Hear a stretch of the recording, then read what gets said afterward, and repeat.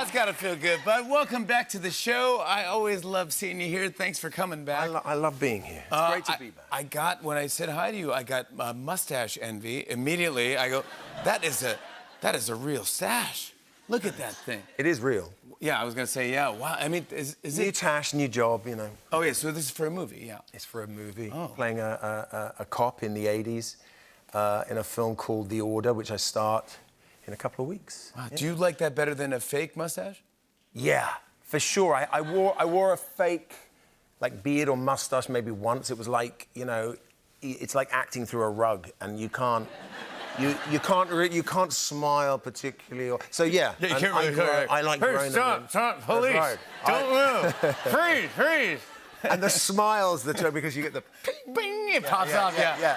I recently, because I just want to show you how hard it is for me to grow a mustache. This is my senior yearbook photo, and it's. Can you see it? Can you zoom in? That's a real. But that's that age. That's that age where. That takes months. That was commitment. You're like... Yeah, and if the wind blows, it just kind of blows in the wind. It's very wispy, free mustache. I wanted to ask... I'd screw this overnight. No, that's a fantastic one. That is a solid. I want to ask you about this because the internet's all abuzz. You just wrapped Star Wars Skeleton Crew. Yes. And there's a lot of buzz going around it and not a ton of information about what it's about. And this is all I know so far. And Jude Law is in Star Wars Skeleton Crew, an unnamed Jedi assisting 4 children on an adventure. That's vague. That's one perspective. Wow. I'm intrigued. That sounds good. You're not really allowed to talk much? Not much. There are wonderful, as you can imagine, twists and turns and reveals and... Are there 4 children? There are 4 children. Okay. They are between the ages of 10 and 12. They get lost. They come from a kind of mysterious planet. They get blasted off and lost in the world of Star Wars. And John Watts, the brilliant director of the last Spider-Man trilogy, he headed up the directors, and it's got a little more... What they described it as is a little more Amblin, meaning, you know, it's an adventure of kids, but it's not in the kids' world. The jeopardy is real. Yeah. And it was a blast, I'll tell you. What's it like being on those giant, those Star Wars sets? The thing I underestimated was the experience of acting opposite droids and creatures, of which, of course, are all there.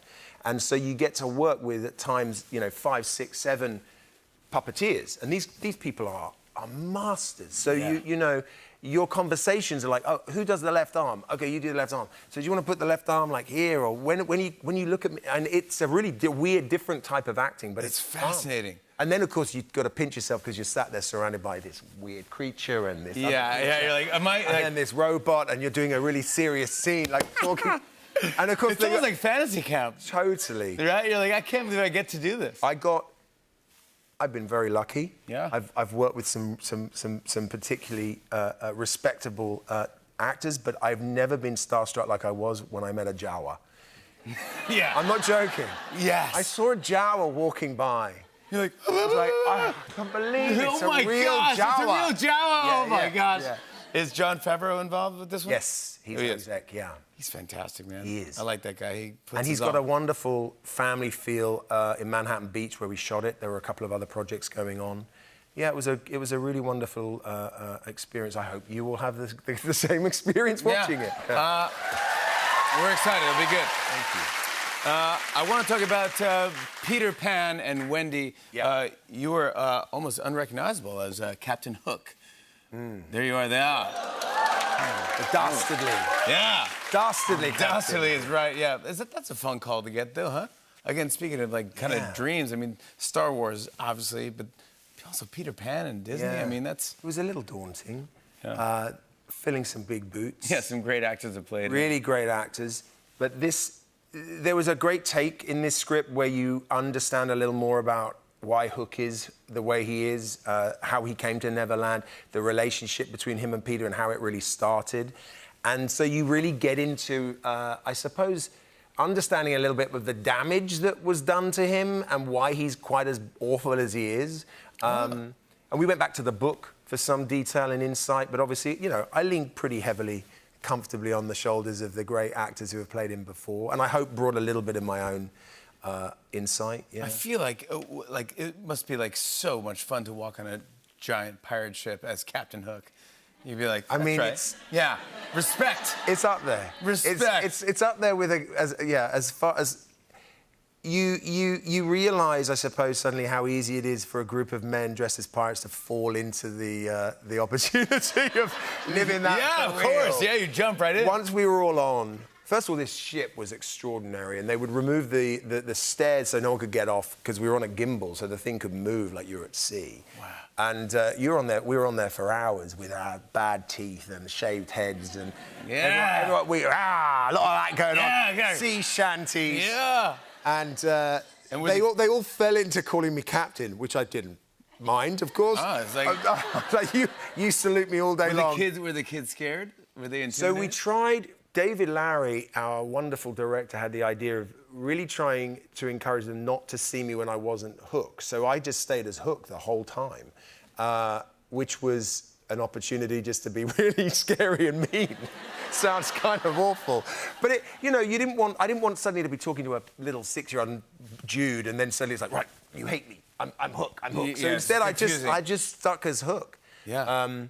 And yeah, a lot of the reactions you see in the film are their reactions to me for the first time or as the man himself, yeah. Did they ever get to meet Jude? They met Jude at the end, and I did what every adult should do to bribe children. I hired an ice cream van, and I drove it on site. That's a good man. Come on, that's a good man. That's exactly right. Nothing like chocolate ice cream. No, that to persuade a child that you're all I'm right. not that bad, really. Yeah. I was just playing a character, yeah. And Hook is on the right hand, right? Yeah, I had to learn to fight a sword fight with my left hand. Wow, that's a cool skill. Well, first of all, I had to learn a sword fight, and then it was and now I have to learn a sword fight. You know what was surprising was how what's the word? I mean, just how unskilled my left hand was. I had to do all these little routines every day for an hour before I was allowed to do anything with a weight, where I had to just sort of learn to use my... I was like... Yeah, you're like dead. I'm exhausted. Yeah. I heard that, like, if you're right-handed, try brushing your teeth with your left hand, and it's like apparently mind-blowing. Once I had the hook on, it was hard to take it off because it was under all these layers and it was strapped on and what have you. So I milked that all day long because even I can fight with my left hand, but can you pass me the... Smart man. Pass me the cup of tea. Yeah. Gaffigan. Exactly. Gaffigan passing. Jim Gaffigan's in the movie. He plays Smee. Smee. How's Jim Gaffigan? Well, we would sit around.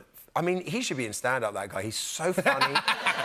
He should give it a shot. He's really entertaining. He should give it a try. We'd be sat there talking for hours about everything, and he's so smart and so humorous. Yeah. And then we both got to laugh because we're dressed as pirates. Yeah. And you're talking a serious conversation. On a boat. And then I'd be like, shouldn't we be doing something? Like, we've been at this for an hour. He's the best. And it's like, do you need us at all? And they're like, no, you're fine. You're just in the background. I'm like, great, Jim, tell me, what do you think about the... Yeah, tell me another routine. Yeah, exactly. I want to show everyone a clip. Here's Jude Law in Peter Pan and Wendy. Take a look at this.